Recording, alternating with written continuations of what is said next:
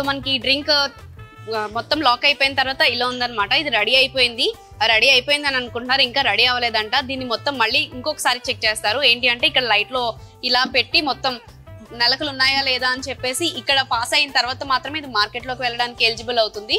So ఇందులో ఇక్కడ ఎక్కడైనా మనకి డస్ట్ పార్టికల్స్ అనేవి కనిపిస్తే మాత్రం ఇది రిజెక్ట్ చేసేస్తారు. ఇది ఎలా చేస్తారో ఒకసారి చూద్దాం.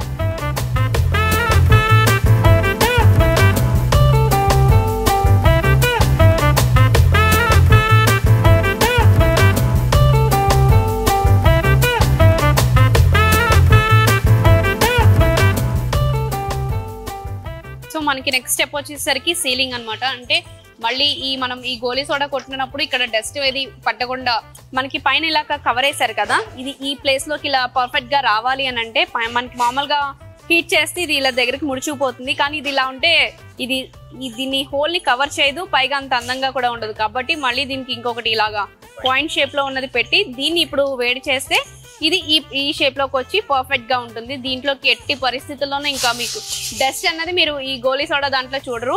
చాలా టెస్టులు చేసి చాలా పర్ఫార్మ్ చేసిన తర్వాత ఇది వస్తుంది. బాటిల్ కూడా మీకు ఇది గాజుది.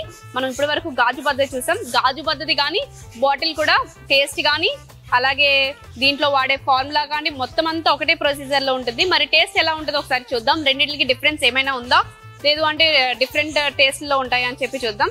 ఇదైతే అసలు గాలి కూడా చొరబడడానికి లేకుండా అంత టైట్ గా చేశారు దీన్ని. సో మనకి ఇవి ఇలా రెడీ అవ్వడానికి ముందు ఇలా మిషన్ లో పెడుతున్నారు. ఇక్కడ మిషన్ లో పెట్టడానికి ఓన్లీ ఇది టైట్ చేయడం మాత్రమే కాదు, ఇది ఎప్పుడు చేశారు, ఎప్పుడు మ్యానుఫ్యాక్చర్ చేశారు, ఎప్పుడు ఎక్స్పైర్ అవుతుందని చెప్పి దీని మీద డేట్ కూడా ఉంటుంది. చాలా కొత్తగా ఉంది కదా. అంటే మనకి గోలీ సోడాలు దేనికి కూడా మ్యానుఫ్యాక్చరింగ్ డేట్ కానీ ఎక్స్పైరీ డేట్ కానీ ఉండదు. మనకి షాప్స్ కి వస్తూ ఉంటాయి, వెళ్ళిపోతూ ఉంటాయి.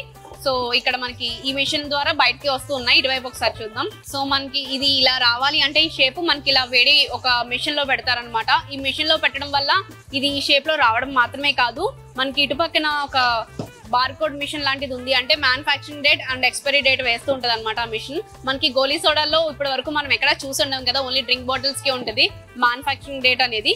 సో ఇక్కడ వీళ్ళు ఎక్స్పైరీ డేట్ మ్యానుఫ్యాక్చరింగ్ డేట్ వేస్తూ ఉన్నారు. ఇది ఈ మిషన్ ఇక్కడ నుంచి వచ్చిన తర్వాత అది సీల్ అయ్యి అటువైపు నుంచి వస్తుంది. సో మనకి బాటిల్ సీల్ అయిపోయి ఇలా వస్తుంది అనమాట. మనం ఇక్కడ చూసుకున్నట్లయితే దీని మీద మ్యానుఫ్యాక్చరింగ్ డేట్ ఎక్స్పైరీ డేట్ అన్నది కూడా ఇక్కడ కనిపిస్తుంది.